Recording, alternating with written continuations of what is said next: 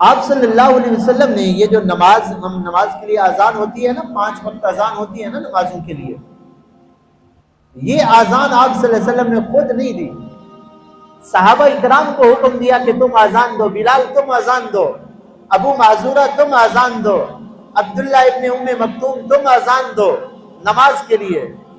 لیکن جب حضرت حسن پیدا ہوئے تو ان کے کان کے اندر اذان آپ صلی اللہ علیہ وسلم نے۔ اس میں بھی بڑی حکمتیں ہیں۔ علماء نے لکھا ہے قرآن مجید میں اللہ تعالیٰ فرماتے ہیں یا ایھا الذین آمنوا استجیبوا للہ وللرسول اذا دعاکم لما یحییکم، ایمان والو جب اللہ کے محبوب تمہیں بلائیں تو تمہیں سب چیزوں کو چھوڑ کر اللہ کے محبوب کے بلاوے کے اوپر لبیک کہنا فرض ہے۔ ساری چیزیں چھوڑ دو، اللہ کے محبوب بلائیں تو آ جاؤ۔ تو نماز اذان کے اندر ہے نا، نماز کی اذان کے اندر حی علی الصلاۃ حی علی الفلاح، آ جاؤ نماز کے لیے، آ جاؤ کامیابی کی طرف۔ اللہ کے محبوب بلائیں اور کوئی پیچھے رہ جائے تو بلاوے کو قبول نہ کرنا ہوا نا۔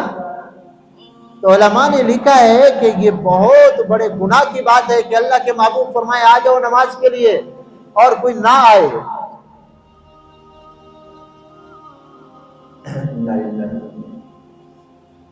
تو اذان نماز کے لیے آپ صلی اللہ علیہ وسلم فرمائے حی علی الصلاۃ حی علی الفلاح، آ جاؤ کامیابی کی طرف، نماز کی طرف، کوئی نہ آئے تو علماء نے لکھا ہے کہ کفر کا خطرہ ہے، اللہ کے محبوب کی بات کو قبول نہ کرنا۔ فرمایا کہ بلال تم اذان دو نماز کے لیے، ابو معذورہ تم اذان دو، عبداللہ ابن ام مکتوم تم اذان دو، اگر کوئی نہ آئے نہیں آئے گا تو بڑے گناہ سے بچ جائے گا۔ تو حضرت حسن رضی اللہ عنہ کے کان کے اندر آپ صلی اللہ علیہ وسلم نے اذان فرمائی اور پوچھا کہ علی ان کا نام کیا رکھا ہے آپ نے؟ انہوں نے عرض کیا محبوب ان کا نام میں نے رکھا ہے حرب۔ عرب کے لوگوں کے ہاں بہادری بڑی چیز ہوتی تھی، جنگ محبوب مشغلہ ہوتا تھا، اسی لیے حضرت علی کی ماں نے حضرت علی کا نام رکھا تھا حیدر۔ حیدر کا معنی ہے وہ شیر جو چیر پھاڑ کے رکھ دے اپنے شکار کو۔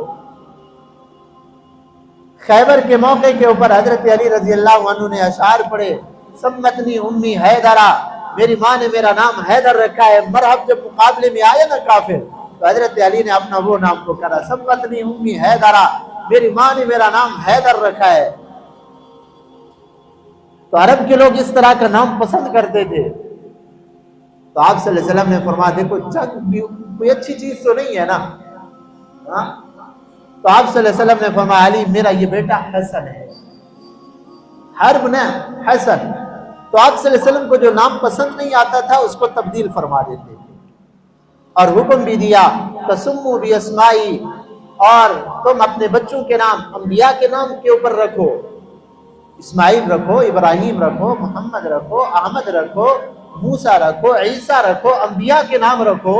اور اللہ تعالیٰ کے جو صفاتی نام ہے عبداللہ، عبد الرزاق اور اس قسم کے بہت سے اللہ کے نام ہیں، وَلِلَّهِ الْأَسْمَاءُ الْحُسْنَى، اللہ کے ناموں کے اوپر رکھو اپنے بچوں کے نام۔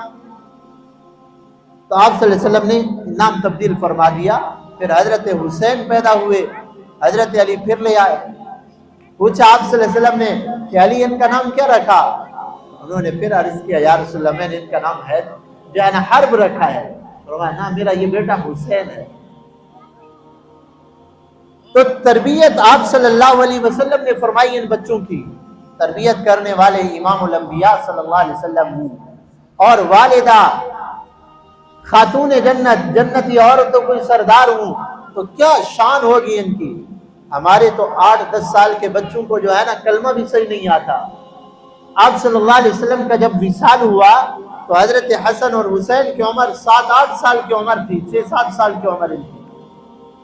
ہمارے 10 سال کے بچے ہوتے، 10 سال تو کیا بڑے آدمی ہو جاتے ہیں، بالغ بھی ہو جاتے ہیں، ان کو بھی صحیح طور پہ نہ غسل کا پتہ، نہ جو ہے نا ان کو وضو کا طریقہ اور نہ کلمہ صحیح آتا ہے۔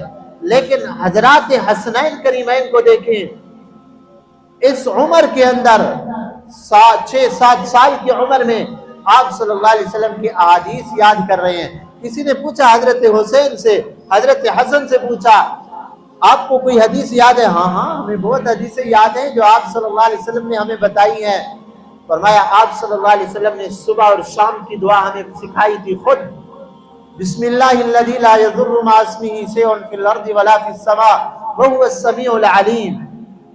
آپ صلی اللہ علیہ وسلم نے فرمایا جو آدمی صبح شام یہ دعا 3 دفعہ پڑھ لے گا تو اس کو کوئی موذی جانور، کوئی اس کو ناگہانی آفت نہیں آئے گی، وہ اس سے بچ جائے گا۔